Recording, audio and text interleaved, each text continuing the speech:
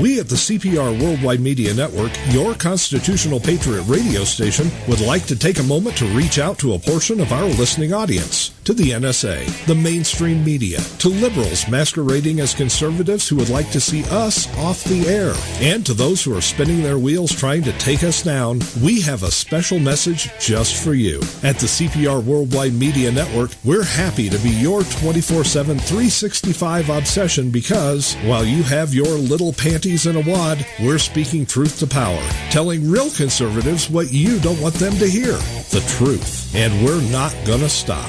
Now then, back under your collective bridges with the rest of your fellow trolls, and oh yes, thanks for listening to CPR. This is a station identification moment.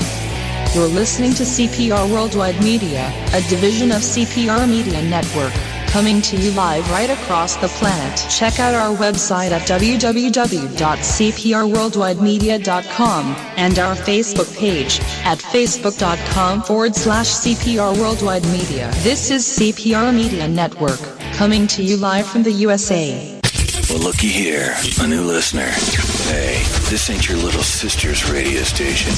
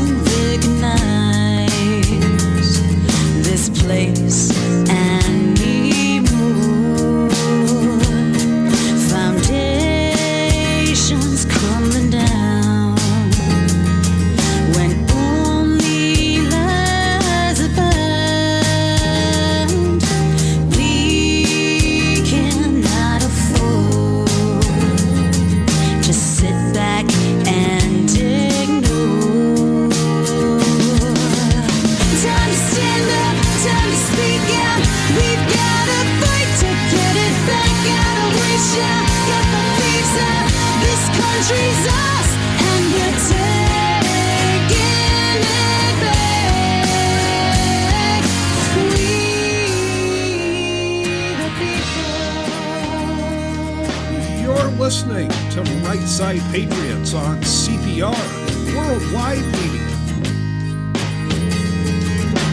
We the people. And good afternoon. Welcome to Right Side Patriots. Craig Andreessen from the National Patriot with Diane Sorey from the Patriot Factor. And Diane, are you frozen solid down there in South Florida yet?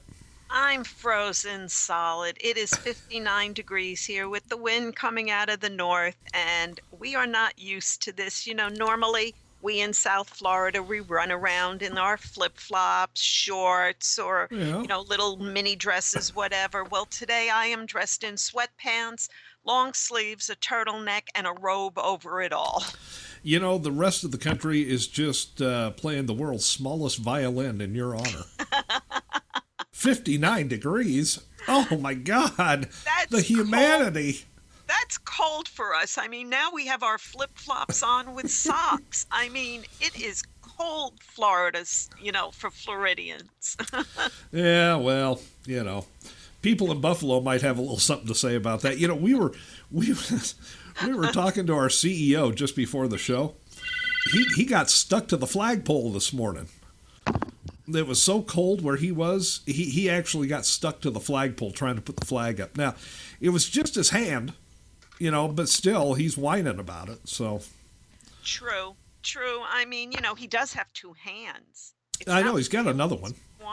And you know what? As far as you people up north are concerned, you made your choice to live up north. I made my choice when I was a kid to live in paradise. Uh-huh. Well, paradise with mosquitoes and old people and humidity and alligators and snakes and. Hey, it's not all like that. Yeah, well, most of it is. The Depends capital of the Western Hemisphere, ladies and gentlemen, South Florida. It is not. Well, look at it this way. Come January, when you're sitting there in Nebraska and your beard is all full of ice, I will send you a picture of me in my bikini by the pool. Promise? I promise. Folks, I can't wait for January to get here now. Hey, we gotta. Before we get to everything else, we got a big show today, folks. Ferguson updates for you. We're going to be talking about what the tragedy that happened in Jerusalem, Obama's response to that, Netanyahu's response to that. We're going to get you up to date on things with the Keystone Pipeline. We're even going to delve into the Obama Gruber Care situation today. But before we get to any of that and our quick hitters, Diane, we do have a little bit of breaking news for our listeners today. And this all delves into amnesty. Yes, I broke this across Facebook and the internet about 45 minutes ago or so. Tomorrow night during prime time, our traitor-in-chief is going to announce his executive order for amnesty. He's going to lay out his plan. And I would believe, knowing Mr. Narcissism, I would believe he's actually going to sign it on the air. But I could be wrong about that, but I don't put anything past him. Because remember, this man needs props to work. Well, what better props than the American people? Now, from what I understand, he is going to actually sign the damn thing, damnesty, I'll call it, okay, Friday in Las Vegas. Oh, okay, so he's only going to lay it out then tomorrow. Well, yeah, he's just going to piss everybody off tomorrow night and then sign it on Friday. But you know what? January is not that far away, and I think on day one, this new Republican Congress has two things they must do. First, overturn this amnesty, whatever it is, overturn it, and get that Keystone Pipeline bill passed. Because if his amnesty goes through, it is basically the death of the country we all know and love. Well, because it's going to become a free-for-all. That's what he's hoping for. Yep, and we've all got to stay on those Republicans, guys. We elected them because we wanted real change, and the change we're talking about is getting this man out of here. Amnesty might be the key to impeaching him and then arresting his sorry butt. Well, so we got all that to look forward to, folks. Yeesh. Yeah, and let's remember, they've got Ferguson. You know, we are being diverted, our attention to Ferguson, and we'll have more on that later. But, I mean, this is going to be one hell of a week. First, we lose the pipeline, but in a way that's not so bad because Mary Landrieu is now finished, and we'll get another seat, bringing our seats to 54. So that there's a plus in that because Keystone will come back. The Ferguson thing, all hell's going to break loose whether he's indicted or not indicted. But this amnesty thing, guys, is going to change our country forever. Yes, it is. Well, I'll tell you what, let's wake up our moderate Muslim intern. He's probably taken a nap about now in a cave in the mountains of Tora Bora. Mohammed Hussein Obam, are you there? And do you have quick hitters? Have you found time in your busy bomb-making schedule to get us some quick hitters? He says he has. Well, fire up the Intercontinental Ballistic Camel and send those suckers on over here, will you? I got a copy. Oh, good. Okay, I got a copy too, but it's buried under a pile of stuff, so well, I'll just have to pull it out as time, as need be. As we go. Well, let's take a look. Let's see what we've got here on the docket for today in the quick hitters. Well, hey, let's start with Ebola nurse. Now, Ebola nurse has kind of been out of the news recently because I think time ran out on her 21 days of fame. But she's not going to let it go. She is sick and tired of being called Ebola nurse. Well, you know what? If she had done the right thing in the first place and said, I possibly was exposed for the sake of my neighbors and my community and my country, I will go into quarantine. It's only 21 days to assure my countrymen's safety and their health. But no. She chose not to do that. She chose to parade her sorry-ass self all over town. possibly infecting anyone. Thank God she passed the 21 days and did not have symptoms. But this one, as far as her narcissistic self, she's right up there with Obama. Well, here's the excuse me, I got a little something in my throat today, and I'm sorry, folks. Maybe it's Ebola. It could be. It seems like every time we talk about it, I get all choked up. Yeah. Here's the thing. Ebola nurse is now demanding that we cease and desist, that we quit calling her Ebola nurse. Ebola nurse does not want to be called Ebola nurse. Yes. So I'm thinking Ebola bitch. I like that one. You know what this bitch is forgetting? She might not be symptomatic, but she could be like Typhoid Mary and a carrier. Well, you never know. You never know. But I mean, of all the gall, really, you put yourself out there, you put on a big show, you go bike riding when you're, under the quarantine, you ignore the quarantine. You pretty much, tell the rest of the world, I don't care if I've got it, and I don't care if I infect you with it. And then you demand that we quit calling you Ebola nurse? Of course you're Ebola nurse. There's no other name for you. Now, there is a couple of other names that had been thrown around. If she doesn't like Ebola nurse, how about Ebola lady? Miss Ebola, the nurse formerly known as Ebola nurse. Casey Ebola nurse. Ebola, Ebola, Ebola, Ebola, Ebola, Ebola, Ebola, Ebola. I mean, the combinations are endless, folks, but this woman will forever go down in history of her own doing as Ebola nurse. Yeah, what about Ebola slut? Okay. Of course, that might offend Sandra Fluke. Oh, yeah, we wouldn't, want to, defame or upset the ultimate slut of them all, would we? I mean, look, lady, if you're going to demand that we quit calling you Ebola nurse, guess what's going to happen? We're going to call you Ebola everything else. That's right. I mean, get over yourself, I mean, now that you've gotten over Ebola, get over yourself. And you know what? If she would just fade away, it would fade away along with her, the name. She's actually bringing this attention on herself because she's going to capitalize this. Craig, pretty soon there'll be a movie of the week and a book. Oh, yeah. I was called Ebola nurse. Oh, good grief. Well, we'll keep you up to date. If she, we'll see what happens first. Either she's going to just go away and fade into the woodwork, or they're going to find the missing Malaysian jet. Oh, I don't know which is going to happen first, but we'll keep an eye out. We'll let you know. Okay. This one is kind of funny, folks. I mean, I got to tell you, this is down in Ferguson, and we all know what's going on in Ferguson. Well, they've been having these F the Cop rallies down in Ferguson, okay? Basically, screw the cops. And come on, Craig, you could say it. You said I am not going to say that on the. I'm not.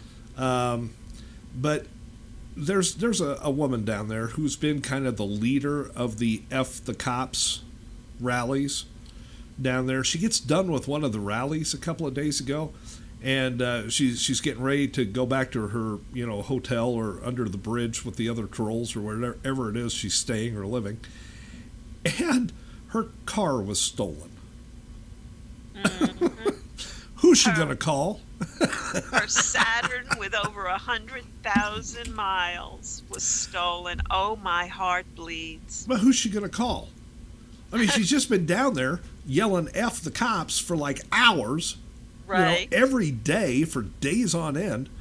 And now she's gonna have to do what? She's gonna have to file a police report and hope the cops can go find her car. Well, here's a little background on her, guys. Her name is Elizabeth Varga. She's a self-described Chicano poet. The term Chicano is usually used by pro-Marxist Latinos of Mexican origin. Mm-hmm. She was leading an anti-police demonstration titled the Injustice Freak Show. Participants reportedly chanted F the police over and over and over and over. And when she went back to her car, boo-hoo-hoo, it was gone. You know what amazes me the most about this story? She was not driving a Prius. That's true. She should be a tree hugger with a Prius. Absolutely. Absolutely. And this woman just doesn't get it. Her car had 250,000 miles on it, and she doesn't understand that the element she was in will steal your car just to go to the corner, just to steal it. You know, and the best part of the whole thing is that she's now got to deal with the police. She has to file a police report. She has to hope the police find her car and return it to her. You know. I mean, after what she's been doing down there for days on end, now she has to rely on the police. Good luck, lady. Hey, payback is a bitch, as they say. Wow. Now, speaking of women that just don't get it, this next one on the quick hitters list, Diane, Mohammed when I sent saw us this, a whole bunch of loony things this week, didn't he? He did, but look at this. There is a 26-year-old woman who left her home in Illinois to move to California. Now, you know, it's one thing, you know, for somebody to pick up and move. People do it every day, right? Sometimes you do it for a job. Sometimes you do it just for a change of venue. You know, sometimes you do it to get out of the cold weather, you know, whatever, okay? Not this woman. Oh, no. She moved several years ago, in fact, to California to be near the man she loves. Now, again, this is not a big deal. People do this all the time, too, right? Except when the man you love is Charles freaking Manson. Yeah, this woman is so delusional. She actually believes he is innocent of all the murders he was convicted of. Now, I saw the story. I thought, no, this can't be right. But it is. Charles Manson is going to get married to this woman. They have given him a marriage license. The woman wants to marry Charles Manson. And I saw the photo of the couple. She looks like one of his old Manson family members. I mean, I'm telling you, it's spooky. She looks like Squeaky Fromme a bit. She without the red hair. Yeah, it was just darker hair. Yeah, I mean, she's got that kind of vapid look about her. She's rail thin. I mean, this girl is, I mean, if she weighs 80 pounds with rocks in her pockets and dripping wet, I'd be surprised. She looks like a member of the old Manson family from back in the 60s, you know. And I mean, and there they stand together in prison, you know, her looking just as happy as a clam and him with a swastika carved into his forehead. Yes, but listen to this. She hopes to work on Manson's case and help him get released from prison, and that by marrying him, this is her warped logic, by marrying him, she will be able to obtain information about his case which is not available to people who are not relatives. I mean, she is 26 years old. He is 80. Yes. 80 with a swastika carved into his forehead. Good luck, lady. But you know, next thing you know, he's a mass murderer, for crying out loud. Next thing you know, she'll be breeding. I guarantee you, somewhere, somehow, she'll be breeding. The next generation of mass murderers. Now, I know in our listening audience, I know that we have single people out there in our listening audience that are, you know, in their 20s, 30s, you know, what have you. Good luck. Good luck this Thanksgiving explaining to the family why you're not married and Charles Manson is. Yeah, I mean, you know, to all you single women out there, I mean, you missed the jackpot here. Oh, hey, look, you could have hooked up with Charles Manson. You know, this woman is like, it's like she married the devil incarnate. She needs a checkup from the neck up. Absolutely. I'm telling you that right now. Absolutely. Good Lord, people, what do you think? I mean, look, it's one thing to be a liberal, but holy crap. Muhammad outdid himself with that one. Good grief. Hey, Muhammad, did you hear Charles Manson's getting married? Wants to know if he's getting married to a goat. No, a one-hump camel. Oh, man. Charles Manson getting married. What the world coming to when Charles Manson's getting married and it makes the news? Well, I got something else that Muhammad, I think he needs a checkup from the neck up because now he's having that Berkeley loons, some crazies, are holding a funeral for a frozen chicken inside a Whole Foods store. Yeah, A frozen chicken, guys, not the body of, not the chicken before it's, being killed. None of that for a frozen chicken. now, And first of all, folks, if you're not familiar with Whole Foods markets, it's kind of a liberal grocery store. It's bean sprouts or us. Okay. now let's not make fun of that because as most people know, I am a vegetarian and I really don't like the thought of animals as food. However, I'm not loony enough to believe that you hold a funeral for a frozen chicken. Here's what happened, folks. A bunch of these Berkeley, and let's face it, Berkeley is Mecca for liberals. Okay. They march into the Whole Foods store, right up to the frozen food section, and they plucked a frozen chicken out of the freezer, and they hold it up and make the loud announcement that they are there to hold a funeral for the dearly departed. And they refer to the frozen chicken as a mother who was violently dragged to the slaughterhouse, screaming and crying all the way. They said this is not. They held up the frozen chicken. They said this is not food. This is violence. Yes. Now, you know what? One of the reasons I became a vegetarian when I was still a teenager was because I had the unfortunate chance to pick up a book. It was a novel, but it went into graphic details about the slaughterhouses. I was never a fan of meat, even as a kid. However, that did it in for me, and I never touched red meat again. However, our animals are not slaughtered halal, which is barbaric and which is brutal. And I think that should not be allowed in this country. However, not the beef per se, but the chickens and those turkeys and whatever, they are slaughtered as humanely as possible. The beef, well, I can kind of see their point on the beef, but not on a frozen chicken. We raise these things to eat them. Now, you may be different, Diane, but I did not survive millions of years of evolution to be at the bottom of the food chain. Well, you're not on the food chain. Nobody eats leg of Craig. I eat the stuff that craps on your dinner. You should be thanking me for that. Look, I'm the kind of person, if I see something eating your dinner, I'm liable to shoot it for you. Oh my God. Well, you know what? Right. This is one weird thing. I am a conservative, as everybody knows, a very proud Tea Party, Tea Publican. However, when it comes to the carnivore versus vegetarian issue, that's where Craig and I differ. Craig has a salad with one little tiny piece of meat on it. No. I have a plate of meat with a piece of lettuce on it. That's a salad. Right. That's right. You're right. I got it backwards.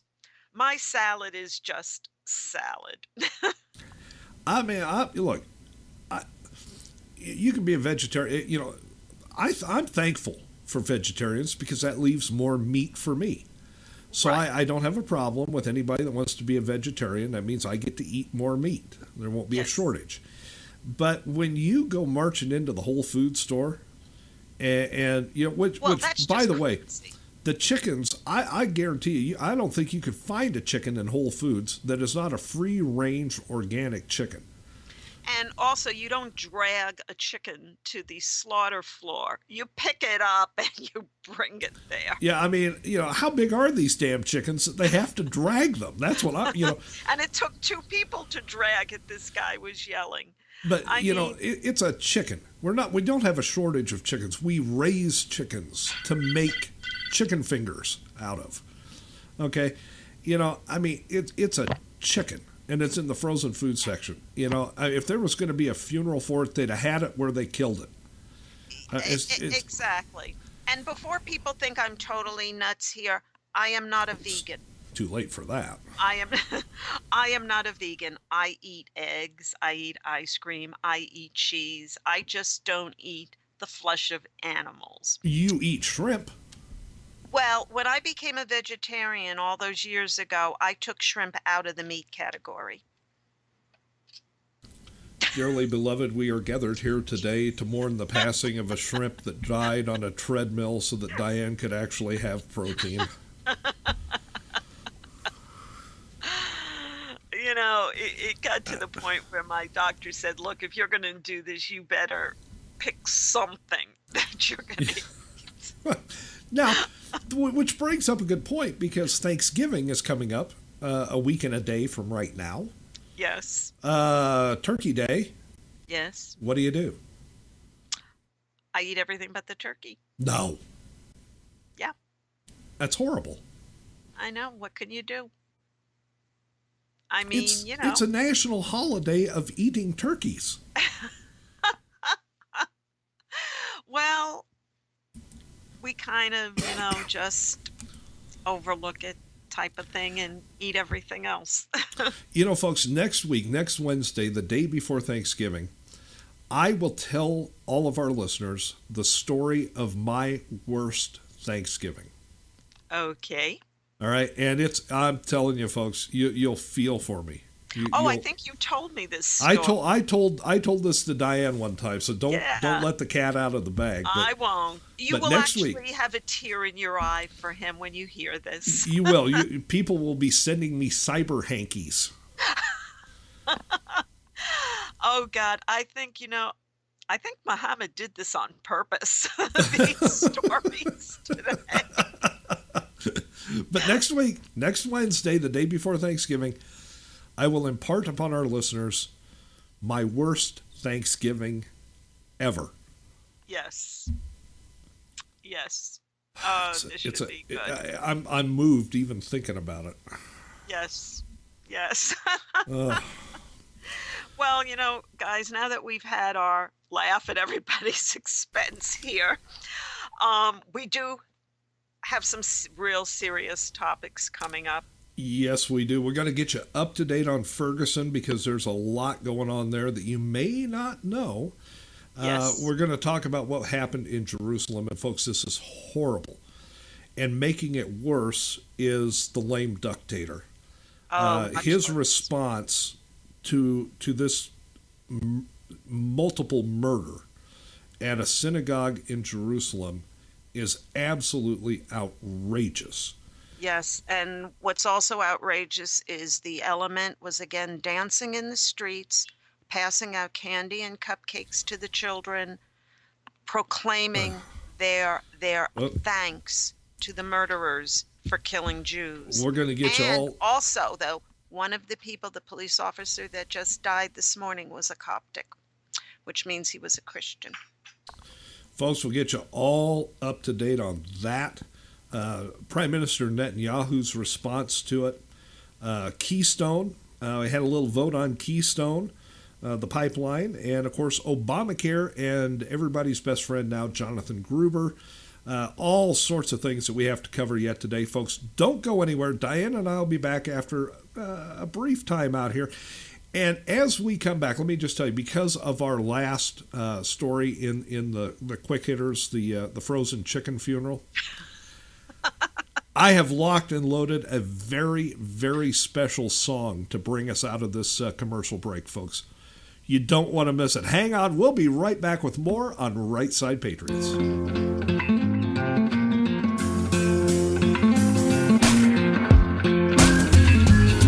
It's not about how many miles you can get out of the C-Max Hybrid. It's about how much life you can fit into it.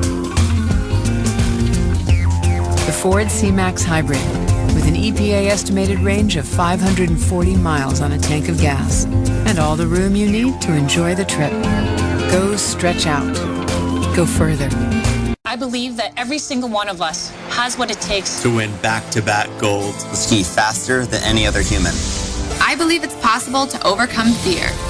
I believe it's possible to destroy stereotypes. To start over, to be the toughest, The strongest. the bravest in the world. And when we work together, we can make it all possible. That's why Citi has donated $500,000 to its Every Step of the Way program, an initiative created to help future athletes reach their full potential through sport programs that inspire us. Like figure skating in Harlem. Like youth enrichment services. Like Team for Tomorrow. The Team USA Stay on the Slopes initiative. Now spread the word and help decide how much of that money goes toward Offering personal support and financial assistance to Olympians in need. Promoting the growth of hockey in the U.S. Expanding the sport of luge into new regions. Support for wounded service members. Join Team Citi and let's turn a world of potential into reality. Go to citi.com/everystep and help decide where the money goes.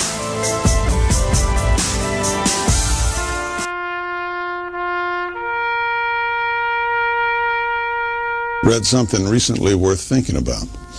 It's the soldier, not the campus organizer, who's given us freedom to demonstrate. It's the soldier, not the reporter, who's given us freedom of the press.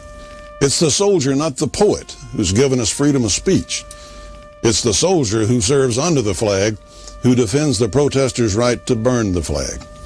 Isn't it time now to demonstrate that we support our troops? Were it not for the brave, there'd be no land of the free. Fred Thompson's message was brought to you by citizensunited.org.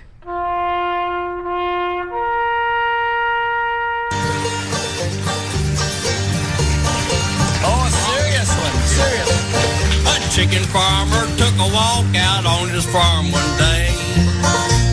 He paused by the coop as he went along his way.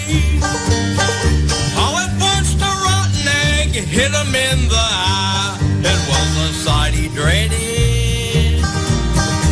Ghost chickens in the sky.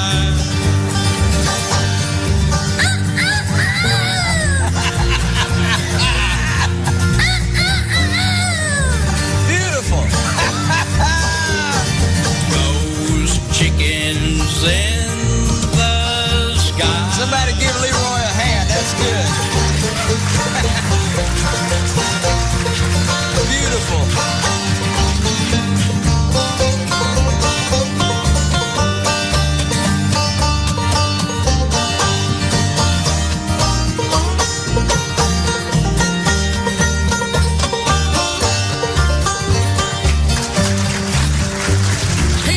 Chicken farmer since he was 24.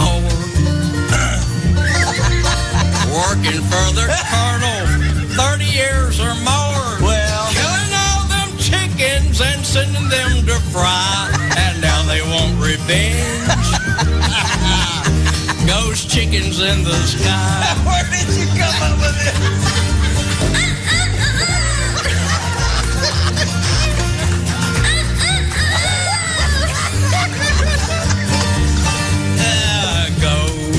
Chickens in the sky.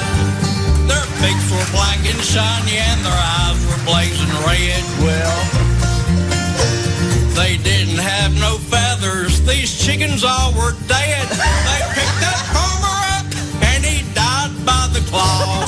They cooked him extra crispy and they ate him with coleslaw.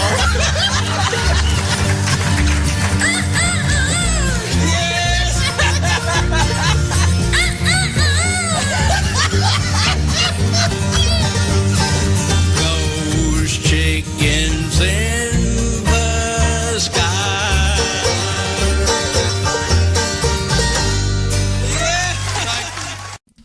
And we're back on the right side, Patriots. We're losing it today, guys. Ghost chickens in the sky. Oh, my God. In honor of the funeral for a frozen chicken at the Whole Foods Market in Berkeley, California. You're welcome, everybody. Guys, man. I think we're this way because we know what's coming tomorrow night with Obama. And if we don't laugh now, there's not going to be any laughter after tomorrow night. Well, look, we got to put on our serious hats now because we got serious stuff seriously serious stuff that we have to talk about right now. And the situation in Ferguson is ridiculous at this point. From our sources on the ground, we understand that there are literally hundreds of thousands of people that have been brought in, either bussed in or flown in from all over the world to do nothing but cause trouble. Now, I can't even begin to give you a full rundown of who all is there, but let me hit the high points for you. The new Black Panther Party is there. The Ku Klux Klan is there. Yes. Hamas is there. Yes. Pro-Palestinian groups are there. CARE is there. Yes. Okay. The on standby, the Missouri State Militia, the National Guard. Yes. Law enforcement officers from around the country, specifically those trained in riot control. Yes. You tell me how this is going to end well. And folks, they said they're going to riot either way, whether it's indict or not indict. And they've also made a list of companies that they're going to target that have absolutely nothing to do with what happened. Big companies, aircraft manufacturing companies, clothiers. Anheuser-Busch. Yeah, I mean, companies that have absolutely nothing to do with what happened. It's that gimme, gimme, you owe me mentality. We're going to go in and destroy you and take what you have because you owe us. That mentality is rampant throughout Ferguson right now. Now, a couple of nights ago, Diane and I kept breaking into regular programming here on CPR because we felt that the decision from the grand jury was imminent. And we had all been led to believe that that was the case. In fact, in front of the police station in Ferguson that night, the alphabet media, the mainstream media, was all over it because they too felt that this was going to be, whatever decision was going to be announced. And this would have been, Monday night? Yes. I believe, yeah. Yes. And it had gotten to the point where Governor Nixon had implemented a state of emergency that will still be in effect as long as December 17th, unless he either cancels it or extends it. Yes. He had called up the National Guard. He had called up the state militia. All of this. And then he was going to have a press conference. So we all thought, here we go. The rioters were gearing up. Everybody was geared up for it. Yes. Then the press conference turns out to be his explanation of why he pissed a whole bunch of people off, which, in fact, pissed even more people off because there was no decision from the grand jury. Yes. Now, here's the good part, guys. There won't be a decision or an announcement from the grand jury because, guess what? We've been had. The entire Ferguson brouhaha is nothing but a dog and pony show because guess what, folks? Grand juries in Missouri only meet, except in dire emergencies, which this is not, only meet on Thursdays. And guess what, folks? Tomorrow, the presenting of the evidence will finally be wrapped up, and the jury will only then begin their deliberations. The deliberations can take a few minutes or can stretch on for weeks, as they only meet once a week on Thursdays. So the earliest that we could get a decision, the absolute earliest, would be sometime tomorrow, depending on when they wrap up presenting quote-unquote evidence. Yes. In this case. If they come to a snap decision, could very well be announced tomorrow. Yes. Now, once they make their decision, we have no assurance that the decision will be announced immediately. Correct. Now, they could make their decision. They could hand it in to the district attorney, whose name I believe is McCullough, and they could hand it to the DA, and the DA could then sit on it until the DA feels damn good and ready to let everybody know what the decision is. Yes, and guess what? By keeping us focused on Ferguson, guys, And we've been glued to that. All of us have.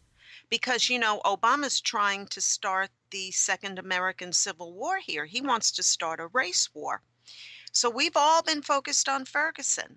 Well, guess what? Ferguson has been the distraction to keep us off of amnesty, to keep us off of Obamacare, to keep us off of Keystone, which unfortunately failed anyway. And the only good part, like I said, is Mary Landrieu will now be out and we'll have 54 seats. We'll get to Keystone later in the show, folks. There's a lot to talk about with that. Yes. I mean, that was the plus. But this Ferguson thing, now, it was a local incident. A local cop shot a local thug.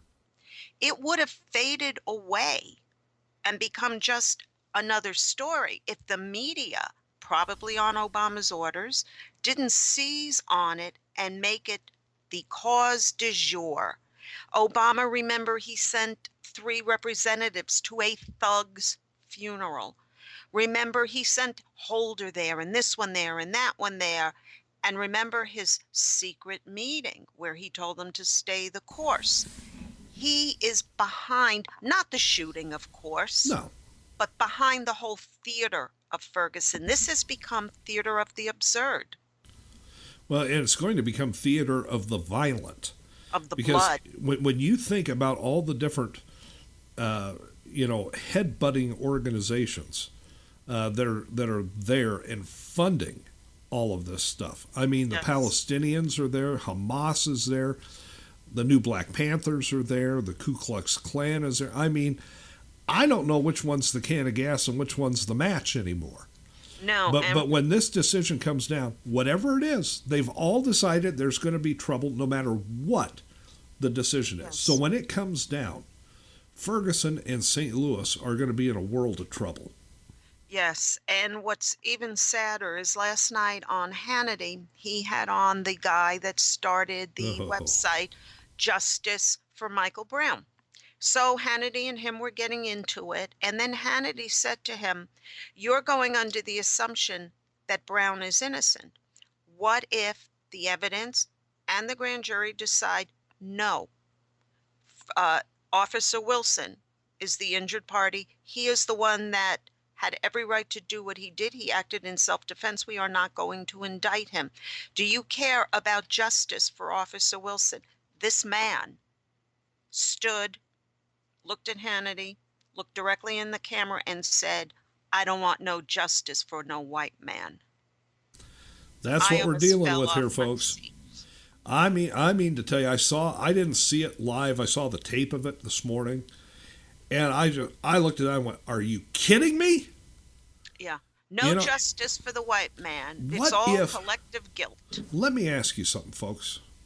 What would happen if a black cop killed a white thug and a white guy got up on national television and said, "I don't want no justice for no black man"?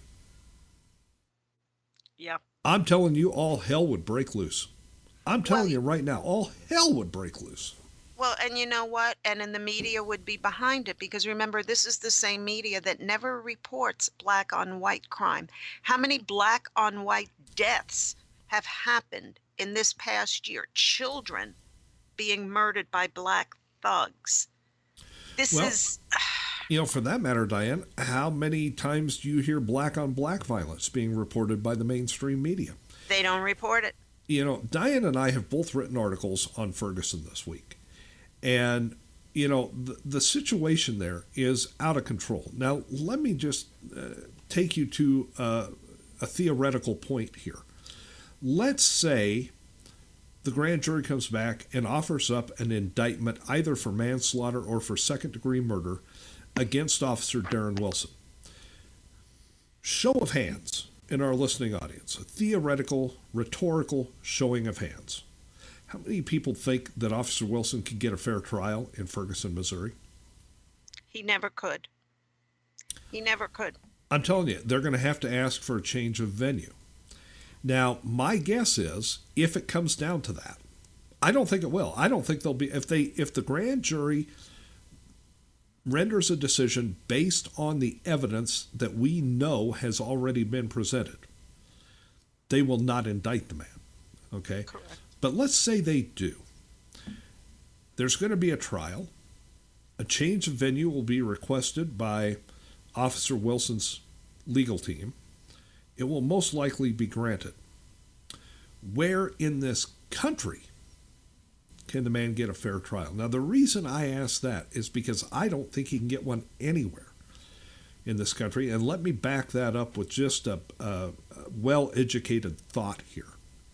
Okay. We know that most of the people, the vast, vast majority of the hundreds of thousands of people that are set to wreak havoc on Ferguson are being paid to be there. They have been brought in, bussed in or flown in, around the country, around the world. They don't care where this trial takes place. They will go wherever that trial is. And they'll be paid to do it. They'll be paid to do it, and they will threaten to cause trouble wherever this trial goes. Mm-hmm. Therefore, they will have the effect of intimidating, thus tainting, any jury pool by which they try to pull together a jury to hear a case on this. If you're on that jury, you have to know that if you render a verdict that is not to the liking of thugs and rioters, and in some cases, terrorists, your life is on the line. Would you be able to make, and I know it's easy to sit here and say, yeah, I'd be 100% impartial. If I thought the man was innocent, I'd declare him to be that way. It's one thing to say that sitting in the comfort of your home.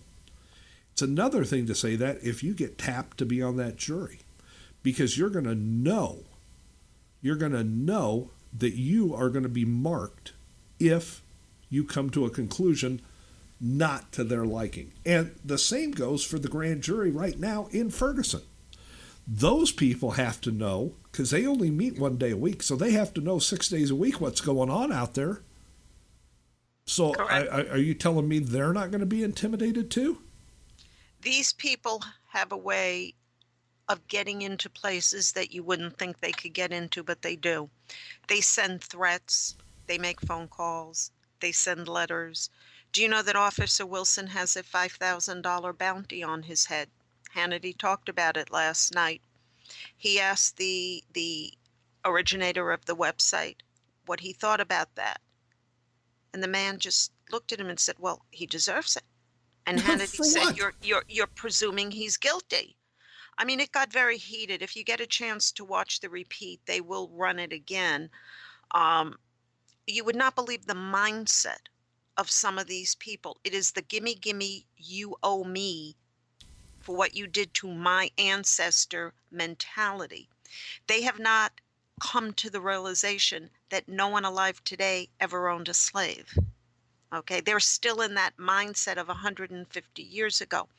I hate to tell this population, this segment of our population, every group, every religion, every nationality was at one time or another a slave. You don't hold the corner on slavery. Period. Here's another group that's in Ferguson right now. Anonymous is in Ferguson right now.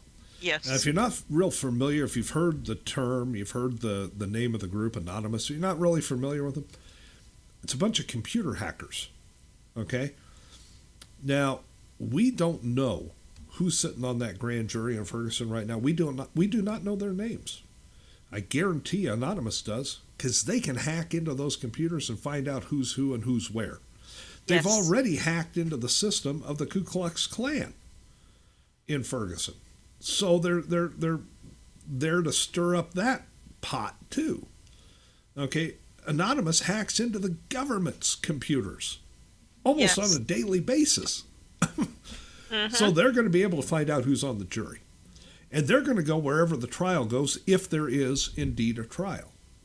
Well, I can actually tell you the racial makeup of the jury. It is nine whites, 3 blacks. And what they did was they took the demographics of St. Louis. St. Louis County. From St. Louis County, yes. And that is the demographics. For every 3 blacks, there are 9 whites. So they did it demographically, but that's not good enough for the haters. Oh, no, no, no. This was a black boy, a black child killed. No, this was a black thug, an 18 or 19-year-old, 6'3", 300-pound thug who had just strong-armed a shopkeeper, a little man, a small, thin man. He had just strong-armed him. This is who they think is their role model. This is who they are deifying. This is who Obama sent 3 government officials to the funeral of.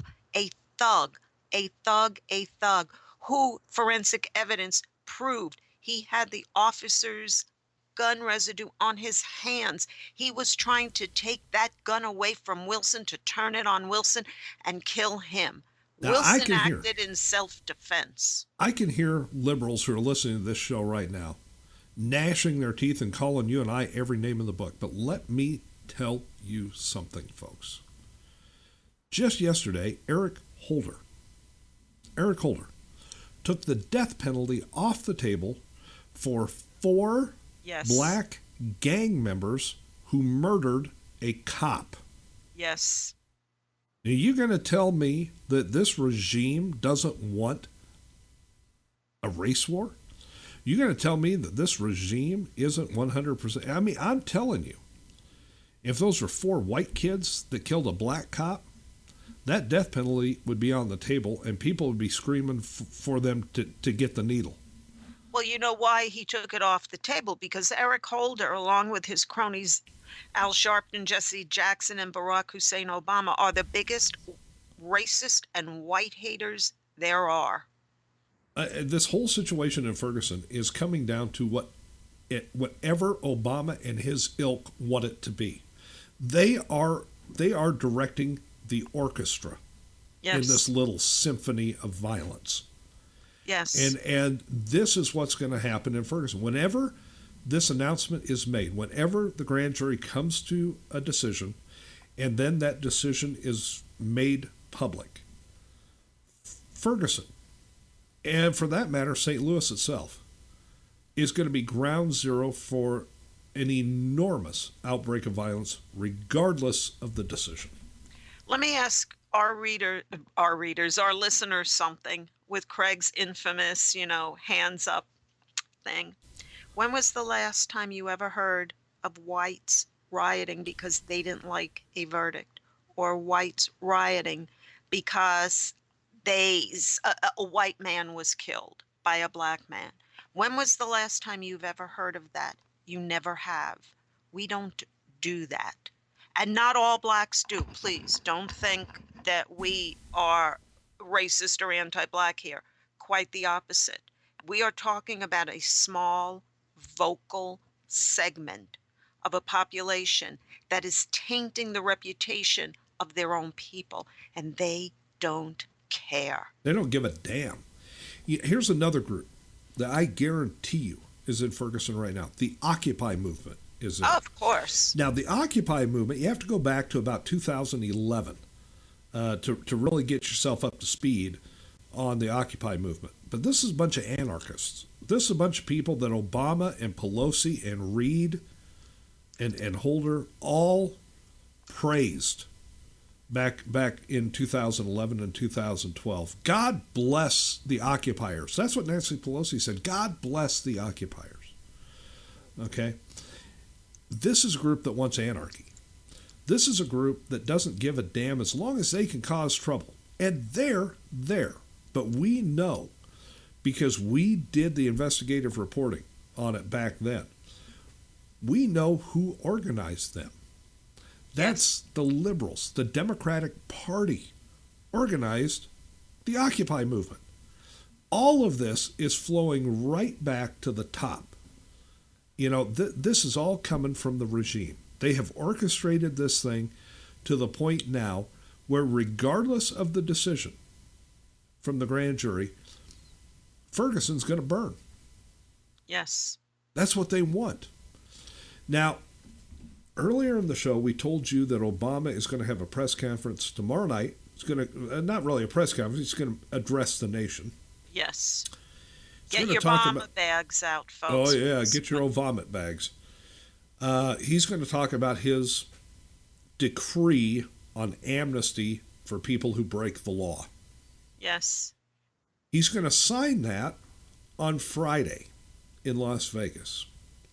The soonest that we could possibly get a decision from the grand jury in Ferguson is tomorrow. Anybody else see any coordination going on here? Yeah. All right. That's what my whole article is about, that the media and Obama, along with this governor, what most people don't know is that Governor Nixon is a Democrat. He was a supporter of Obama. This is all cleverly crafted, orchestrated, while we're focusing on Ferguson, on a possible verdict that probably will not come tomorrow, but we won't say definitely. Here it is, Obama is going to give the biggest FU to this country that we have ever seen. Ever. I mean, and we've got to hold the Republicans to the fire when that new Congress gets seated. Like I said before, number one, they must overturn this crap. They need to yank the rug right out from under the prayer rug. They need to yank the prayer rug right out from underneath this idiot. Yes. Yes, and let him fall on his head and crack his head and get a boo-boo like Hillary. I'll tell you, the whole situation stinks from the head down. And we're going to keep an eye on everything that's going on in Ferguson. We've got our sources there on the ground. They're giving us the best information they can. Folks, Monday night, 2 people tried to dump something into the water treatment plant outside of Ferguson. You see where this is going, folks? That's terrorism. Mm-hmm. That's an act of terror. Doing something like that. Or it's a deflection, just a thing to get the cops away chasing something else. Because right now they have not identified anything in the water. It doesn't mean that their tests are done by any means. But right now, nothing's been identified that they can find. It's the whole situation there is just a powder keg waiting to explode. And it's not going to get any better. It's only going to get worse. These people that are there are not going to go home, wherever home is. They're not going there. They're going to stick it out for the long run. They're going to cause as much damage and destruction as they can.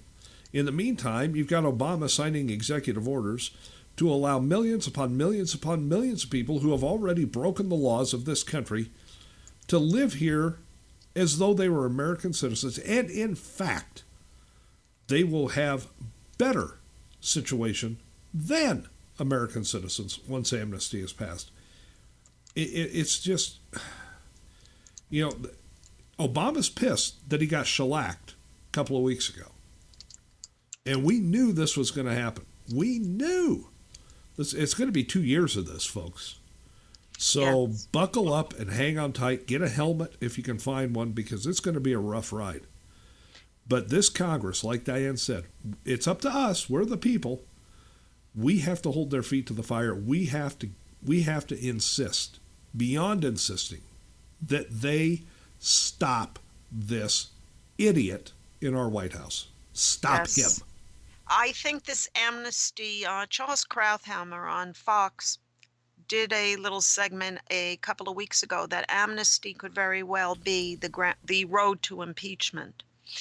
Because nowhere in the Constitution, and I've written about this and Craig has written about this, is the president allowed to make laws. He can only enforce laws.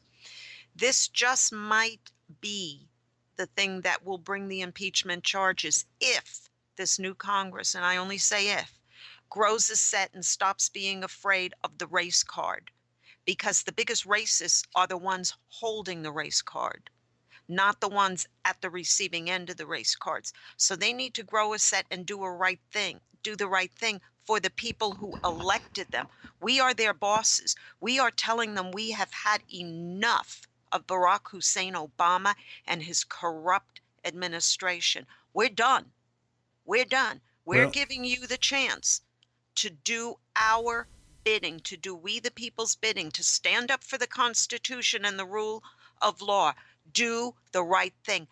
impeach his sorry ass, and then arrest him for treason and crimes against America. I'll tell you somebody else who's had enough. Who? Prime Minister Benjamin Netanyahu. Yes. Folks, when we come back, we're going to talk about what went down in Jerusalem at a synagogue, Obama's response, and Netanyahu's response to it. Yeah, I'm telling you. He's got to go. He has got to go, folks. Folks, hang on. Diane and I will be...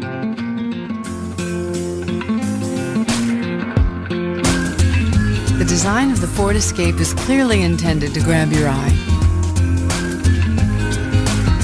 Oh, and your foot. Huh, ain't that a kick? The Ford Escape with the foot-activated liftgate. Go open up something interesting. Go further.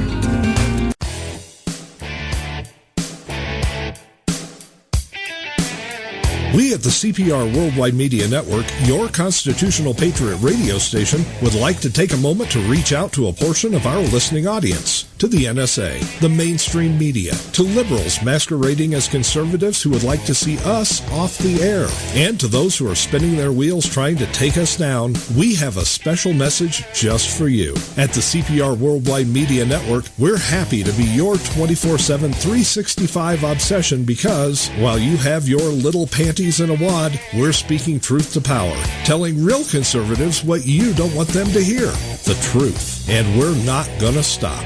Now then, back under your collective bridges with the rest of your fellow trolls, and oh yes, thanks for listening to CPR. This is a station identification moment. You're listening to CPR Worldwide Media, a division of CPR Media Network, coming to you live right across the planet. Check out our website at www.cprworldwidemedia.com and our Facebook page at facebook.com/CPR Worldwide Media. This is CPR Media Network, coming to you live from the USA. Well, looky here, a new listener. Hey, this ain't your little sister's radio station.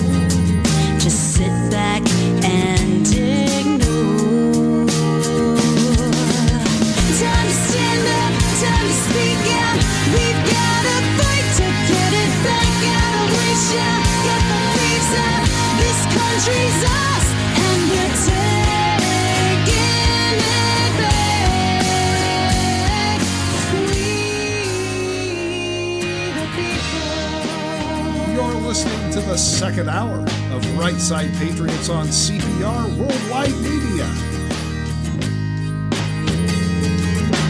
We the people. And we're back on Right Side Patriots. Craig Andreessen from the National Patriot with Diane Sori from the Patriot Factor with you on a Wednesday. Thank you for being here. Diane, we have got to talk about the situation that happened in Jerusalem, the capital of Israel. It was a bloodbath at a synagogue, and 3 of the 4 who were killed there were American citizens. They were dual Israeli-American citizens. The 4th, they were all rabbis. The 4th was a dual British-Israeli citizen, and the cop who came to their aid, who was also macheted and shot, he died early this morning, and he was Coptic.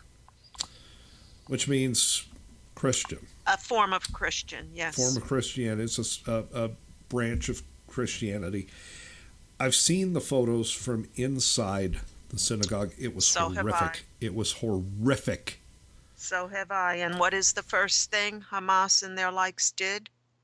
They went out, they celebrated like they celebrated after 9/11. They passed out cupcakes and little cakes to the kids with candy.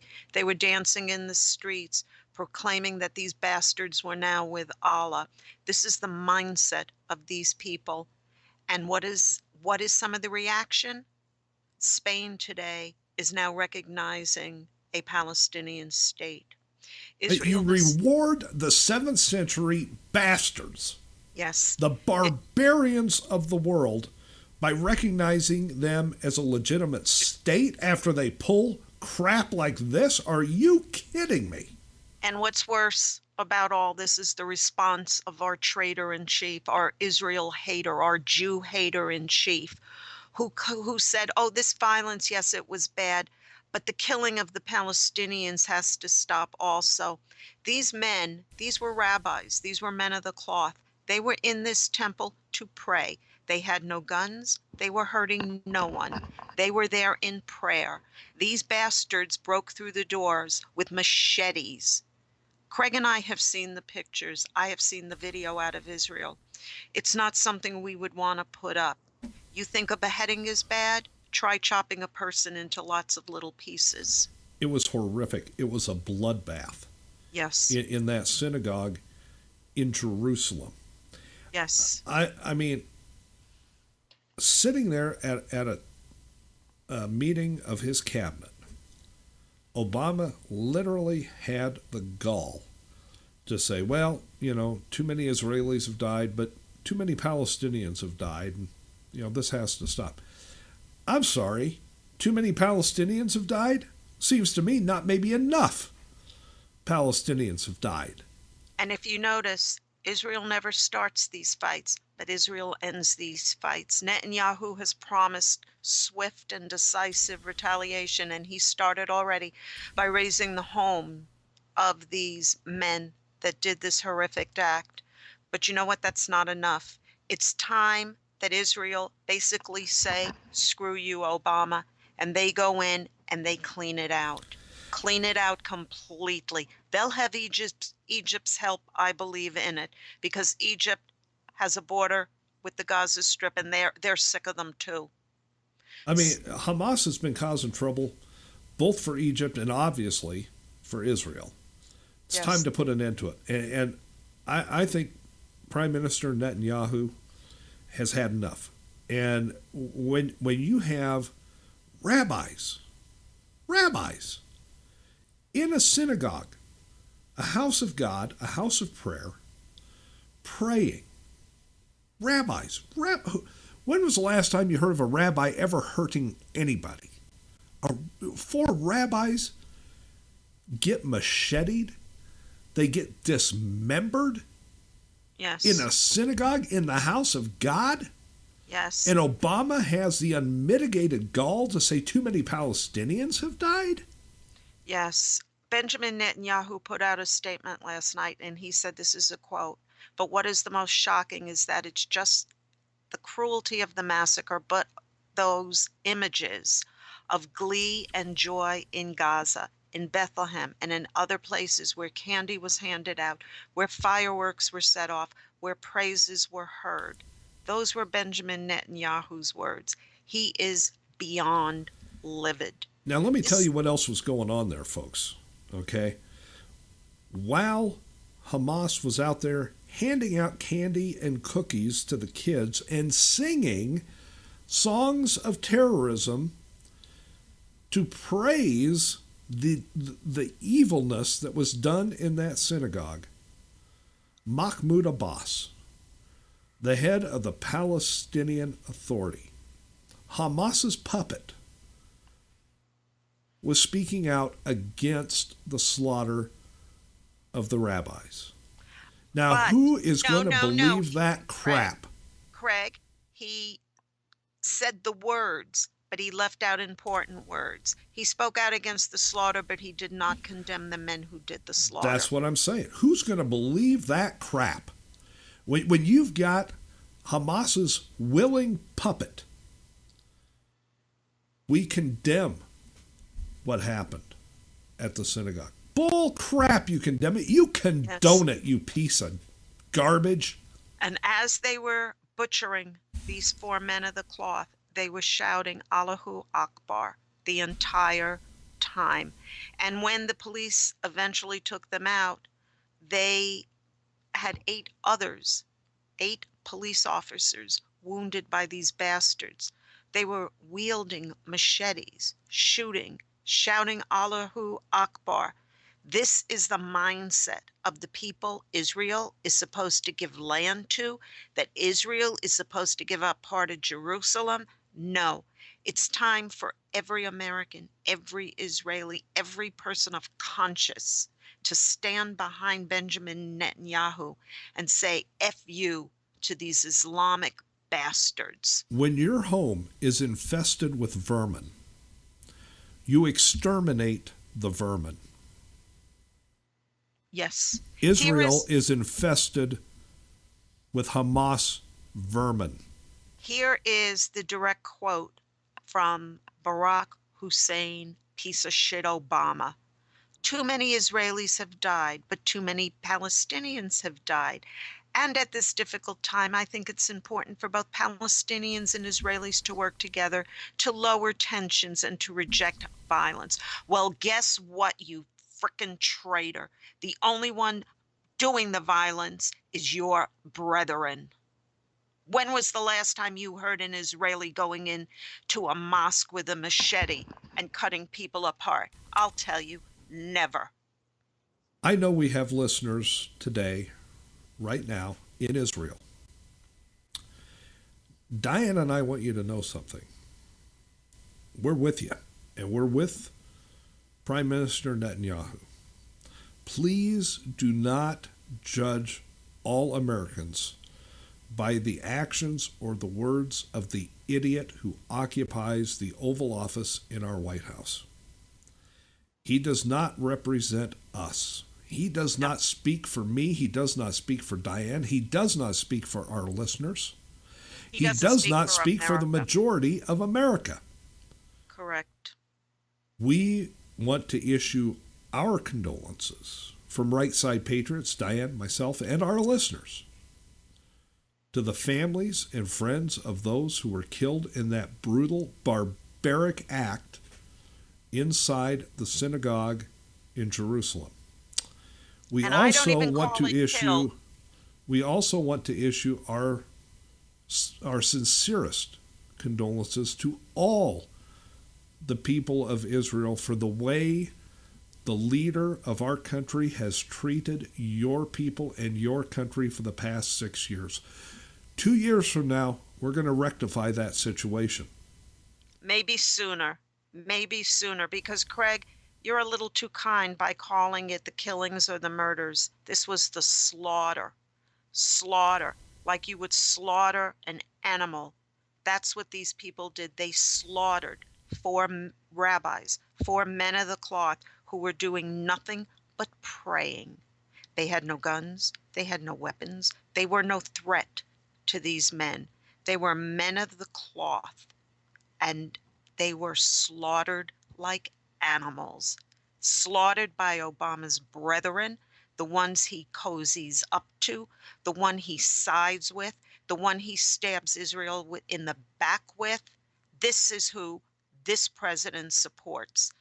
The American people, like Craig said, we do not support him. No matter how he says 2/3 of Americans, the vote showed they support him, he's full of crap.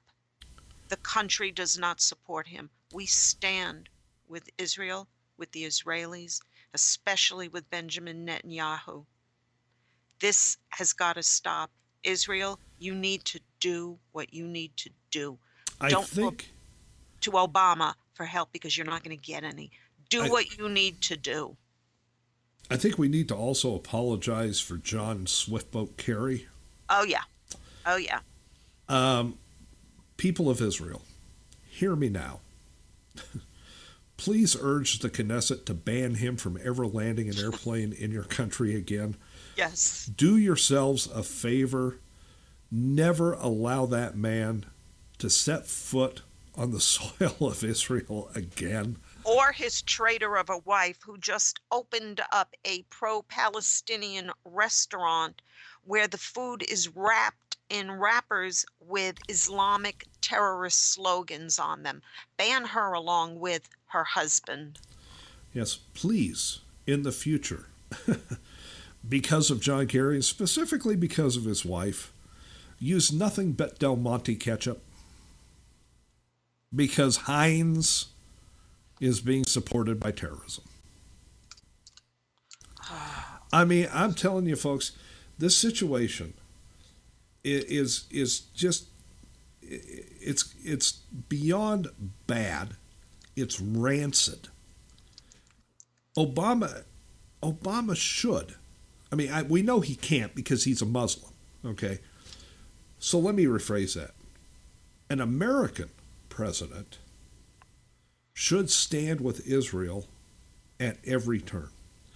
An American president would be asking Israel, would have asked Israel months ago, years ago, what can we do to help you get rid of these terrorist bastards that have infested your country?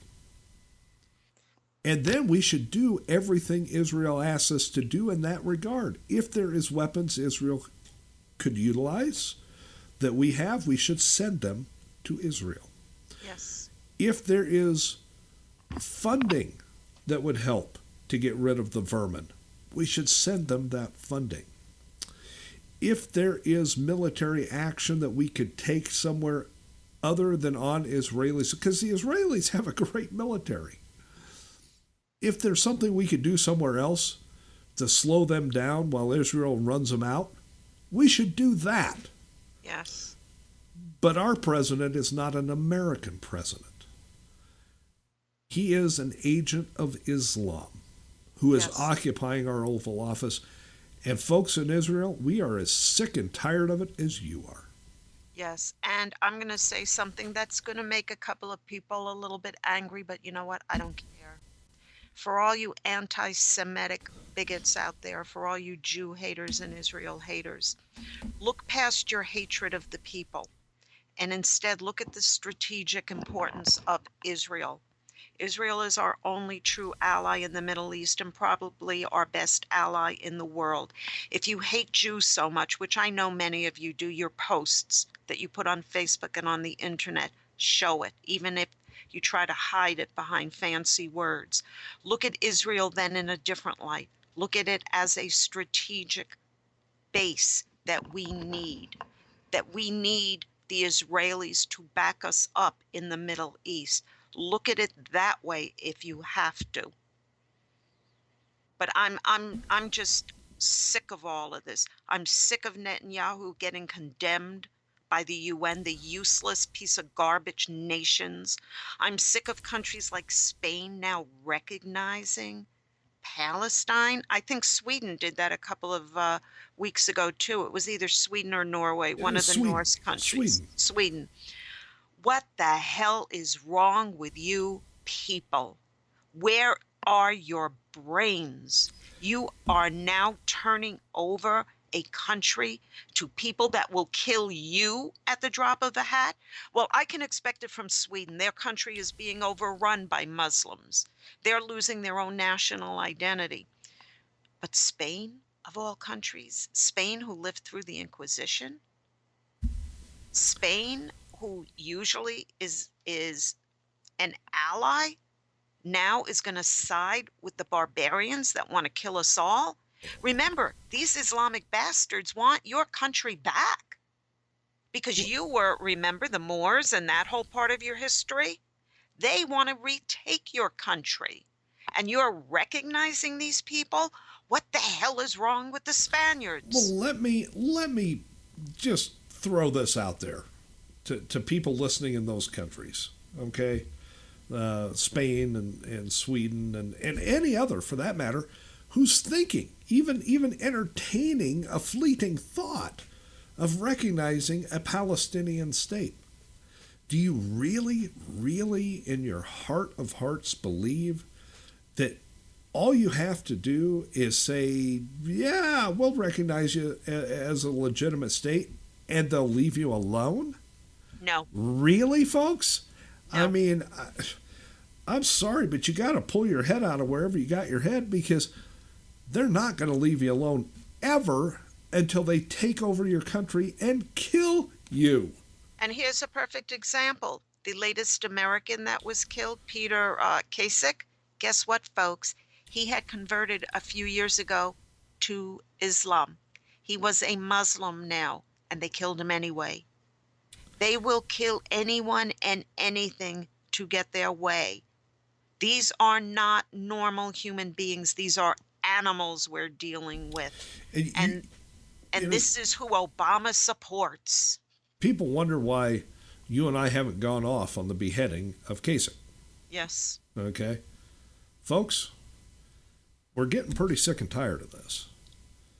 But the majority of these Americans that have been held captive over there and then been beheaded have been Muslim converts. Yes, no, Kasich's it doesn't parents. change anything. It doesn't change the fact that they were Americans and they were killed. But it does take it down a notch, because these were not our American Christians or Jews or Protestants or whatever. These were Muslim converts. Not all of them. Let's be honest here. Not all of them. Not all of them. But I'm telling you, if you convert to Islam and then you go over there and try to make nice with these people, they're going to kill you. Yes, they don't see you. They don't accept converts like our religions accept converts. You know, they don't welcome you into the fold. You will always be distrusted. You will always be watched. You'll be a target. Yes, at the drop of a hat.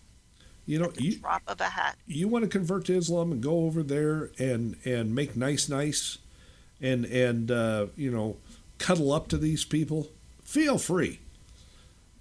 But when they take your head off, don't expect me to feel sorry for you.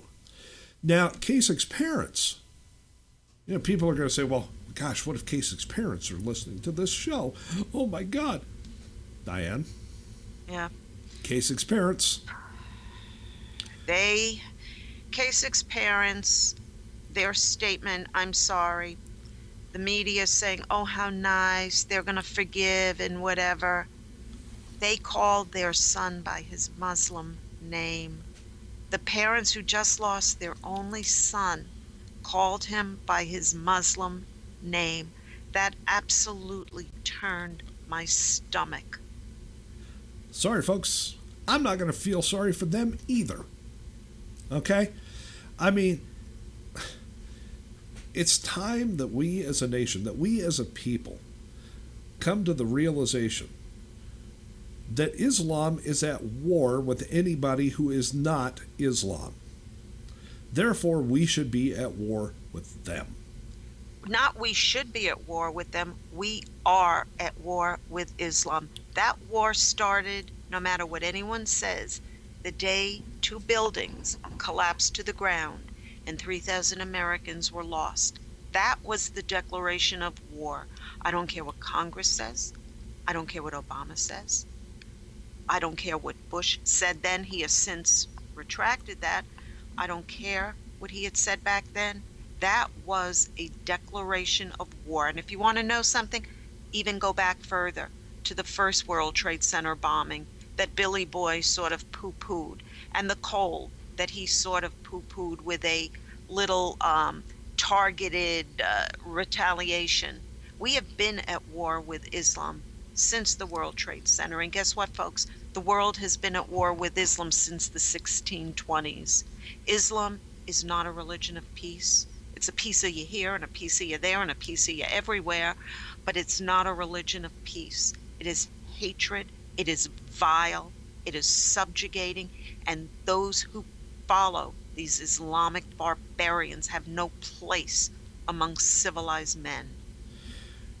We need to point out that there are Muslims out there who do not fit this particular Correct. ticket. Absolutely. We're not talking in We're absolutes. talking about Islamists. We're talking about the 7th century barbarians who now have 21st century weapons. That's who we are talking about here.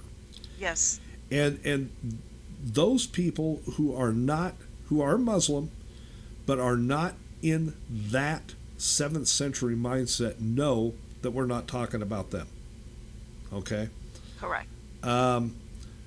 Because we've got listeners in those parts of the world too, and they get it.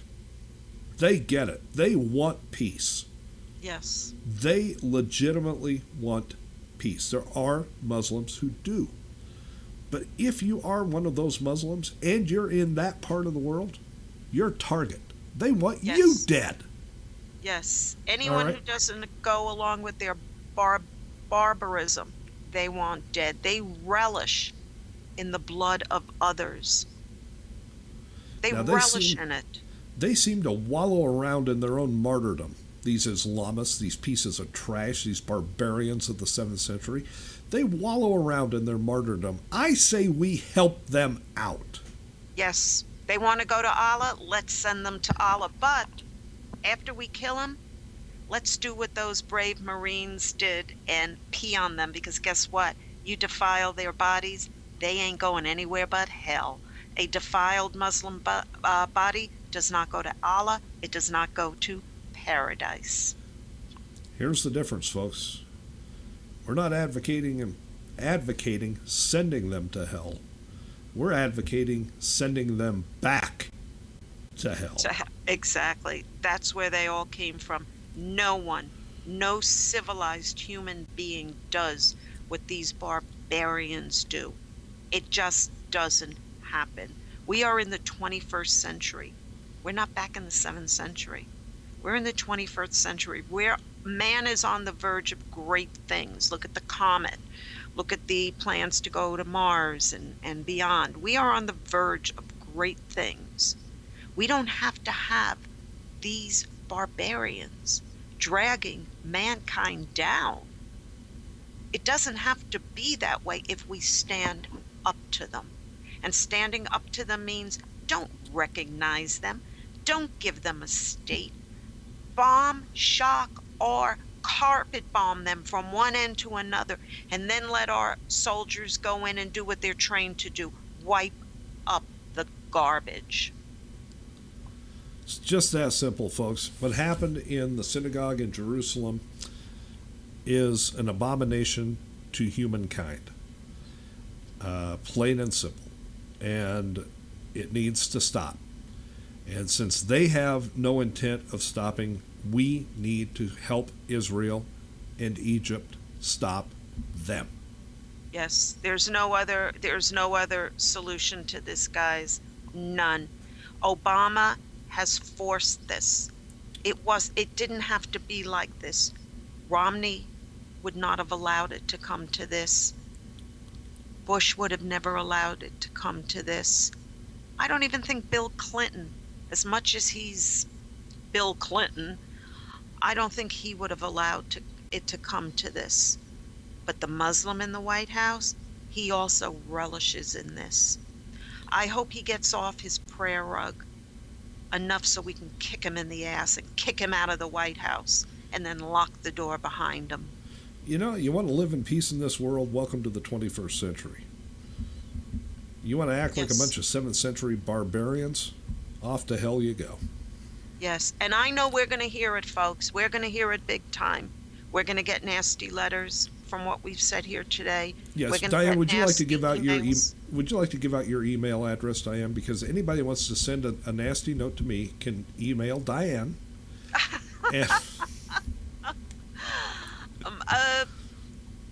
Unfortunately, Facebook puts certain stuff of ours out there.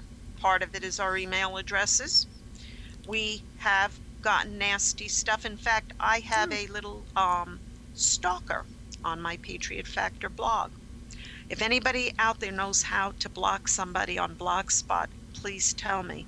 This man is the most vile, nasty piece of crap. And I don't mean just to me, but to my readers. I have no idea how to block him. I have tried everything. I've even contacted Blogspot, and they're like, duh, we don't know how to do it either. If anybody knows how to block someone on Blogspot, please message me, send me a Facebook thing, send me an email thing, put it on my blog. I don't care. This man insults we the people. Constantly. I don't care about insults to me. I can handle it. But when you start insulting my readers and calling them all sorts of vile names because you side with the Muslim in the White House, no, you're going. You're going. I just don't know how to get him to go. Yeah, well, we'll figure that out. We'll figure that out. Folks, we've still got a lot of show left to go. We've got the Keystone vote to talk about and Obama's Gruber care. Uber Gruber. Yes. Uber Gruber is in the news. Don't go anywhere, folks. Diane and I will be back after this time out with more on Right Side Patriots right here on CPR Worldwide Media.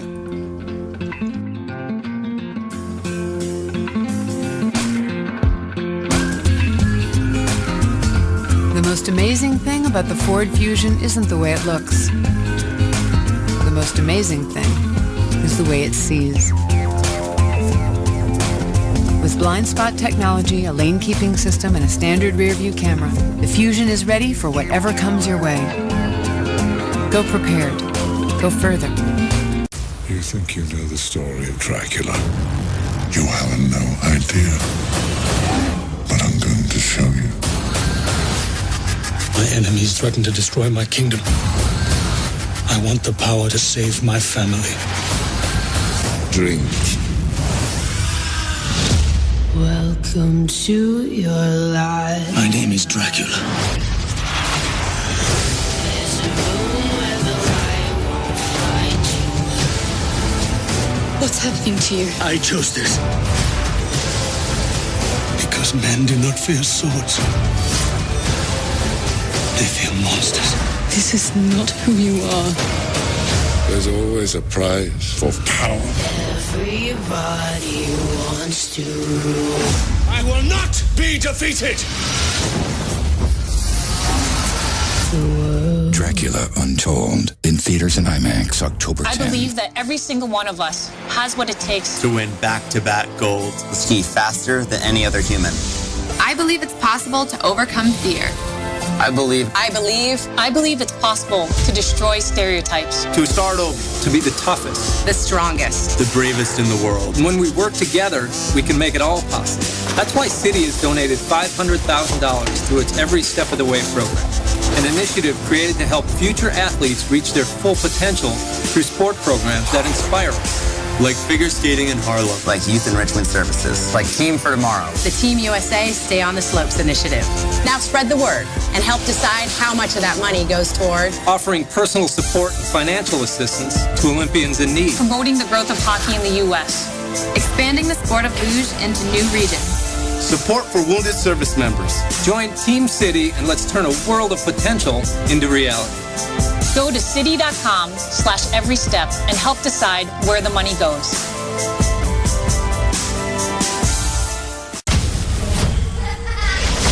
The Ouija board has existed for centuries. It is used to communicate with the dead. If there's a presence here, please make yourself known. This is a joke. Oh my God. It's not even real, okay? It's just a game. Ouija. We're saying goodbye! Rated PG-13.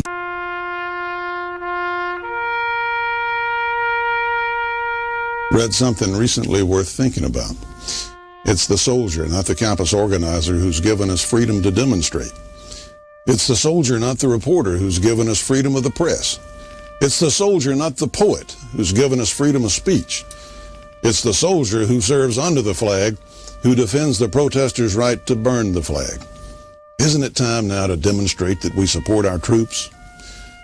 Were it not for the brave, there'd be no land of the free. Fred Thompson's message was brought to you by citizensunited.org.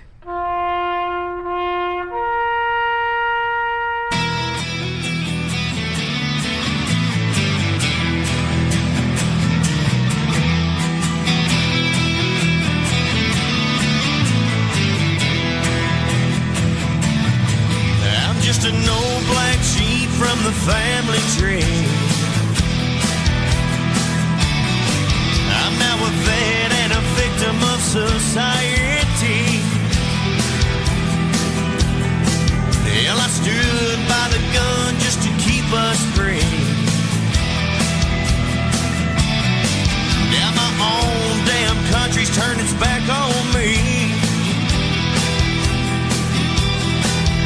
want to judge me by my leathers and the steel I ride. Well, you don't know me. You need to step aside. Don't tread on me. You don't tread on me. From the Revolution War to the Middle East, I come back to a country that's lost its peace. And now here I stand on the promised land, free and a slave to Uncle Sam. You want to judge me by my leathers and the steel I ride? Well, you don't know me. You need to step aside. Don't tread on me. You don't tread on me. Well, you think you know me, but you haven't got a clue. I stood and fought so that you would not have to. Don't tread on me. Yeah, don't tread on me.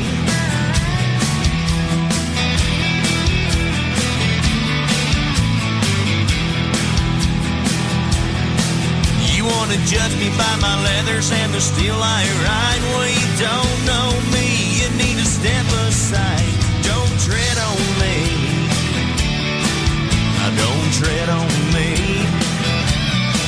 Now don't tread on me. Now don't tread on me. Yeah, the old Middle East is like a man down. The old W's, K-I-H, M-I-A. And I fight little soldiers in a foreign land. And we're back on Right Side Patriots. Craig Andreessen from the National Patriot, Diane Sori from the Patriot Factor, together, your Right Side Patriots team. Folks, if you've missed any of the show today, never fear. We're going to rebroadcast it tonight at midnight Eastern Time. It'll be rebroadcast again on Saturday, following our Saturday live show at 1 o'clock in the afternoon Eastern Time. Diane, let's talk a little bit about this Keystone Pipeline vote that came down yesterday. I am thrilled over it, actually. Well, it has its pluses because now Mary Landrieu will be finished and will pick up another seat in the Senate.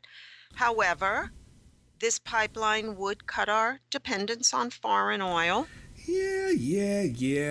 I mean, I know all that. And I know, energy independence and all that, and lower prices at the pump because OPEC could be peeing their little pants. I get it. I get it. But I'm giddy over this.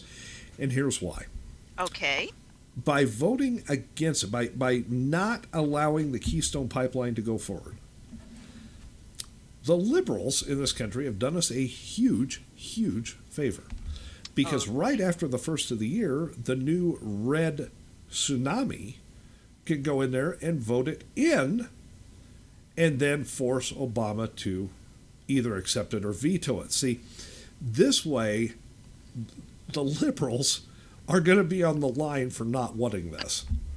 Except we still need 60 votes. Now, once we pick up Mary Landrieu's, we'll have 54 votes. We're still going to need 6 Democrats to come on board. Hopefully, the shellacking they got on November 4th will make them think twice and say, ooh, it might happen to us in 2 years, the next bunch that is up for re-election. Otherwise, we're going to come out with 54 to 46.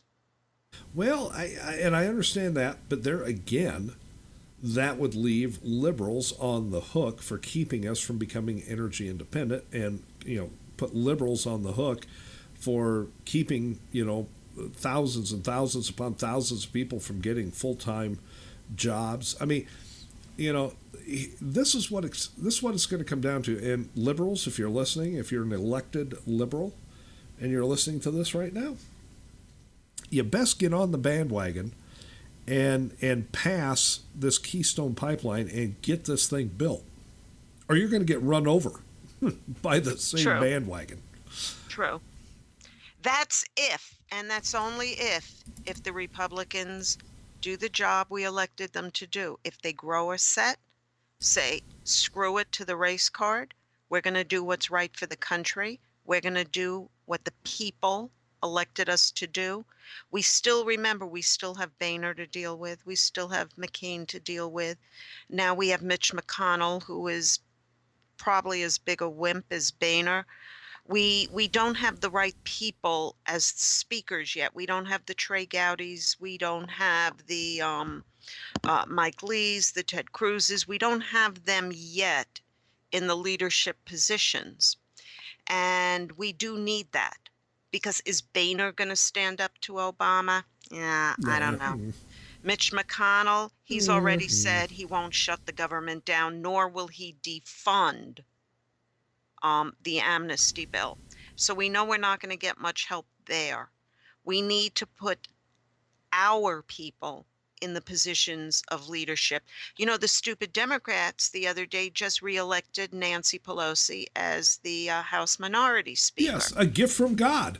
Yes, yes. So I mean, we do need the right people in the leadership positions. I don't know how we change that, how we get Boehner or McConnell out and put the right people in. I'm not sure of the exact process to do that, short of them stepping down, but we cannot have the rhinos in charge. We can't. We need conservative Republicans or Tea Party Republicans in charge. Otherwise, we're going to have more of the same. We might have a little cross the aisle dealing, but you know what? We didn't elect this set of Republicans to work with the Democrats. No, we elected them to put the Democrats in their place. We elected them for payback, what they've done to this country these past 6 years. That's what we elected them for. You know, the situation with this Keystone Pipeline is such that if you look at what's going on in the Middle East, as soon as OPEC decides that the building of the pipeline is no longer a threat, they're going to start jacking up the price of gas again.